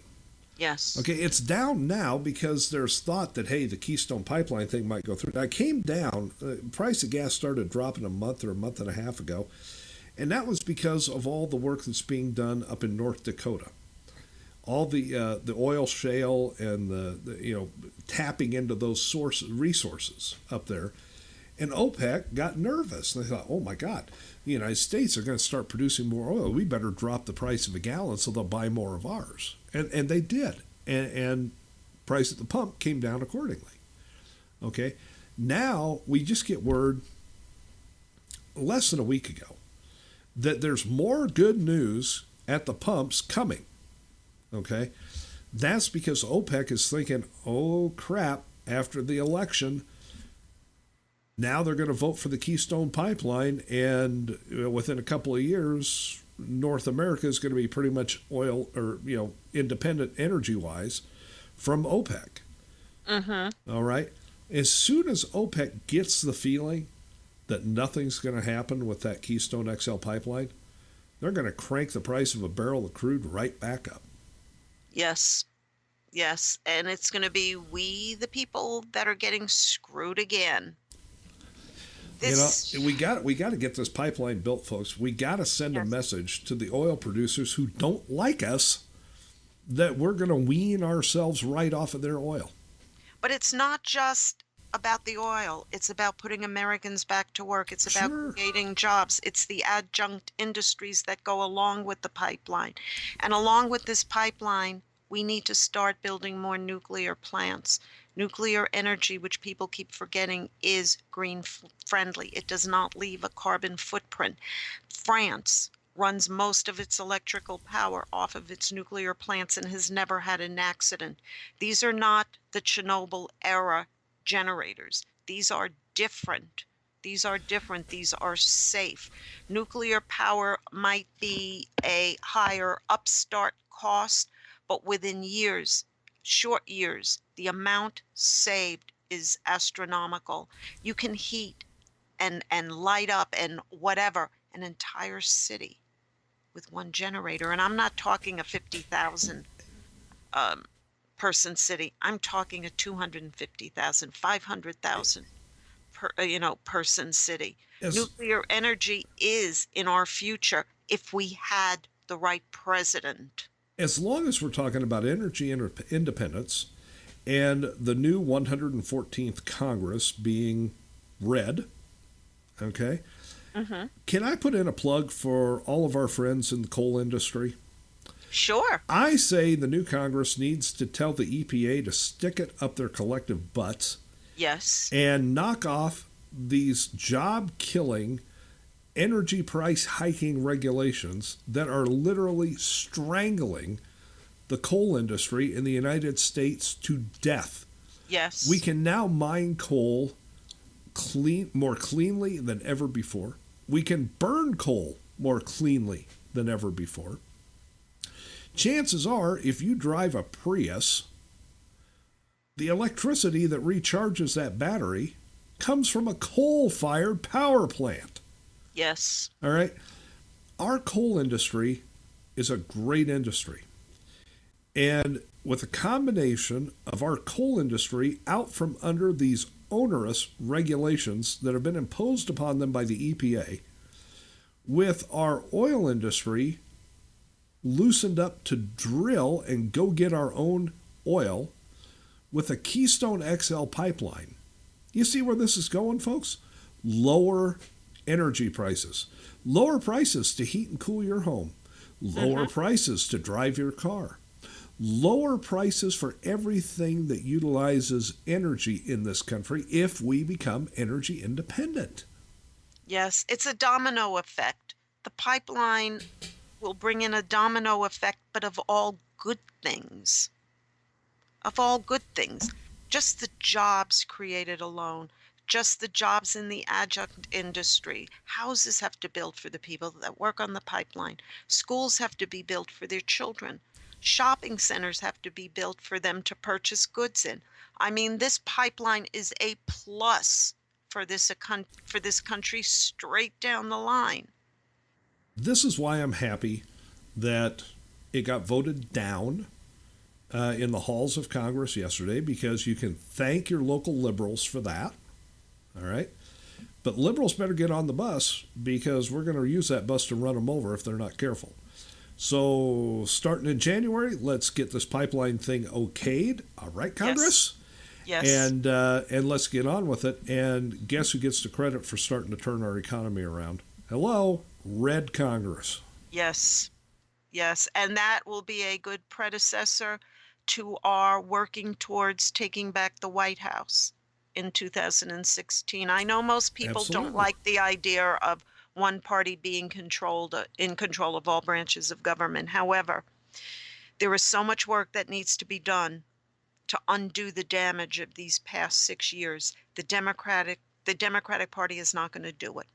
It's up to the Republican Party, mixed in with the Tea Party, to take our country back and set us back on the right path again. Like I said, the Democrats are not going to do it. Nope. So we may as well. Yep. If we're going to get it done, folks, let's get it done. Yes. And, a big part of that, too, is going to be getting rid of that Obamacare. Oh, yes, yes, yes. Hey, can we have a collective round of applause for Jonathan Gruber? Yeah. We finally found us a liberal that can go out there and tell the truth. But you want to know something funny, Craig? He called some of the Americans stupid. And you want to know something? He's not so wrong. Because anybody that blindly voted for Obama just because of the color of his skin is stupid. Anybody who voted for Obama because he's the party line and we never vacillate from the party line is stupid. I mean, he got some of it right. Any member of Congress that voted for Obamacare, hello, it was only the liberals. Yes. Stupid. Yes. Jonathan Gruber came out, and I mean, this was, a few years ago that he was videotaped saying some of this stuff, but he said that the only way that Obamacare could become law was based on the stupidity of the American voter. Well, since it was primarily liberals that were voting for Obamacare, and only liberals in Congress, I guess who he's talking about. I'm not mad at Gruber. I'm actually thankful that he himself was not smart enough to realize that everything he was saying was being videotaped. But here's the part that does have me concerned. Over the years, this guy has worked for the government, state governments or the federal government. He has raked in government contracts over $6 million. And that is to mislead the American people. The American taxpayer had their wallets pilfered in order to be lied to, is what it really comes down to. Now, we do have a videotape of Gruber explaining that he was in the Oval Office and explained the whole deception thing to Obama, and basically that Obama agreed that the only way to get this done was to be deceptive and to have a lack of transparency and basically to just flat out, bald-faced lie to people. But over the last couple of days, it's gotten really interesting. I have an article that I put out today in the nationalpatriot.com all about Uber Gruber. And at the bottom of it, I've got a whole bunch of videos. But Diana, let's take about 2.5 minutes here. I've got an all-in-one piece of audio that we can play here that shows you'll hear Gruber's voice in here, you'll hear Obama, you'll hear Pelosi, you'll hear Harry Reid, you'll hear various liberals in Congress talking about how great Gruber is. But they don't know him, remember? Not all of them claim we don't know him. You'll hear that in there, too. This really shows you, that liberals are playing both sides of the same coin here, folks. Take a listen to this for a couple of minutes. Who exactly is Gruber? What was his role in crafting Obamacare? I don't know who he is. He didn't help write our bill. Most people think he's one of the best outside experts, Mr. Gruber of MIT. I don't know if you have seen Jonathan Gruber of MIT's analysis. And so...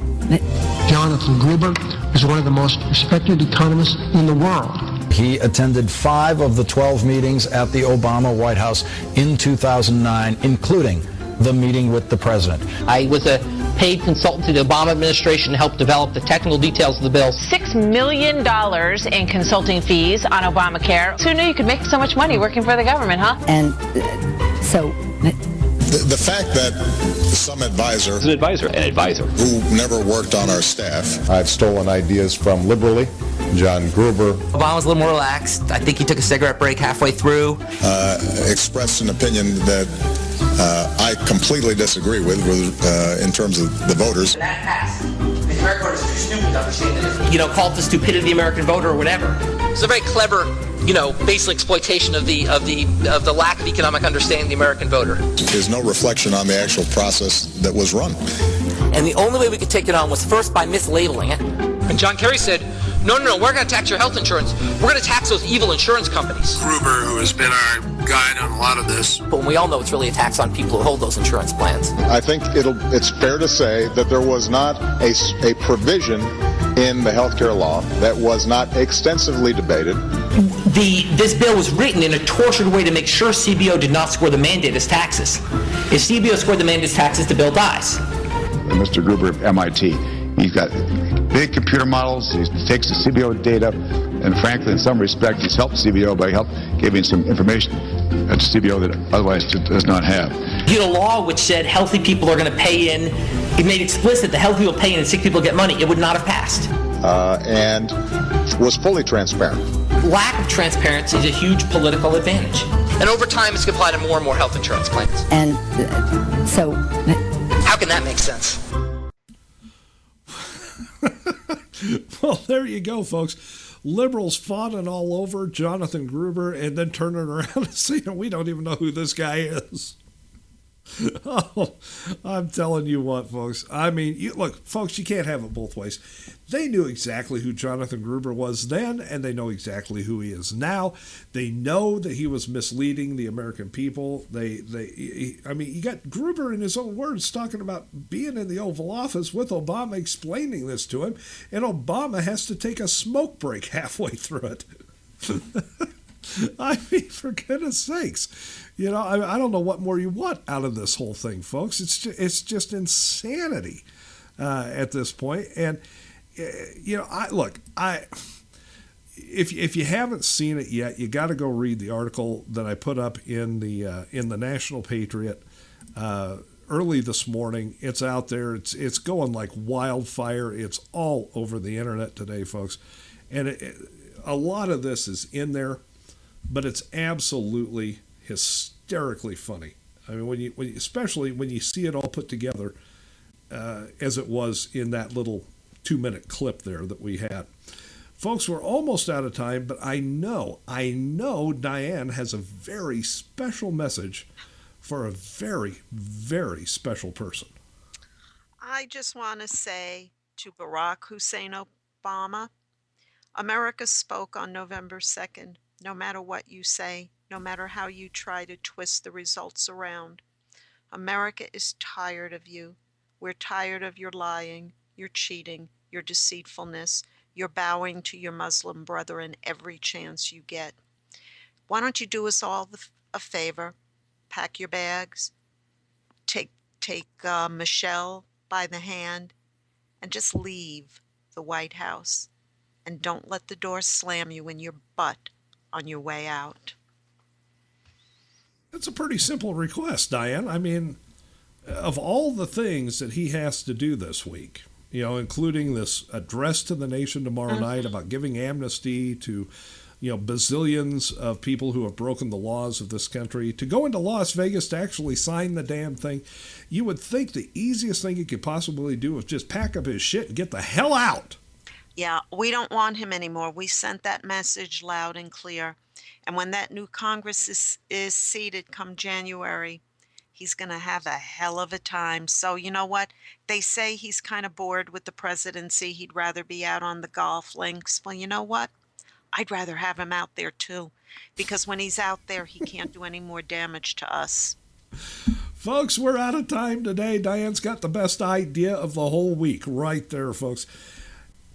Make sure you stick around throughout the day today. V. Wright and Jose Estevez will be on a little bit later this evening with WTF and, of course, the whole CPR lineup. Thank you for being with us. And if you missed any of the show, it'll be rebroadcast tonight at midnight Eastern Time. Have a great day, folks. Say goodbye, Diane. Bye, guys.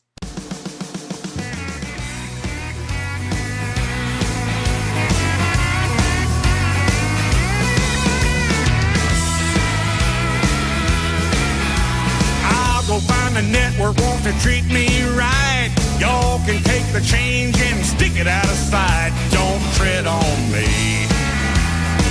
Don't you tread on me. Hey, are you ready for some good news? We're gonna take back our country. Well, it used to be easy, get a place, build a house. Now the EPA said no, that's the home of the blue mouse. Don't tread on me. Don't you tread on me. We're gonna use some common sense and we're gonna take back our country. Well, they've beaten to death that pole race horse. This politically correct thing has run its course. Don't tread on me.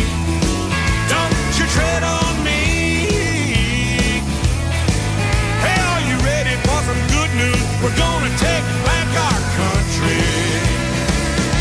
Woo!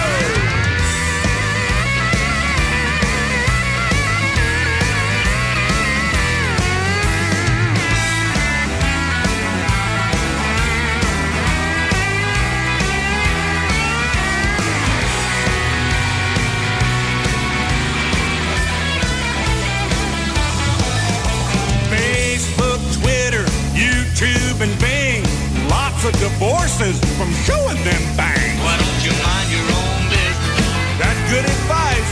Mind your own business. Dad got it right. But if you mind your business, then you won't be minding mine.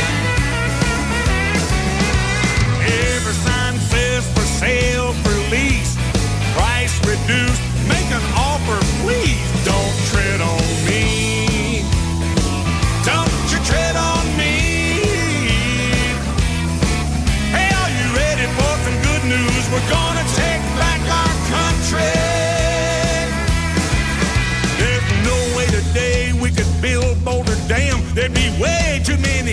government permit scam. Don't tread on me. Don't you tread on me. Hey, are you ready for the good news? We're gonna take back this country. Hey, Barack, pack your bags, head to Chicago. Take your teleprompter with you so you'll know where to go. Don't move.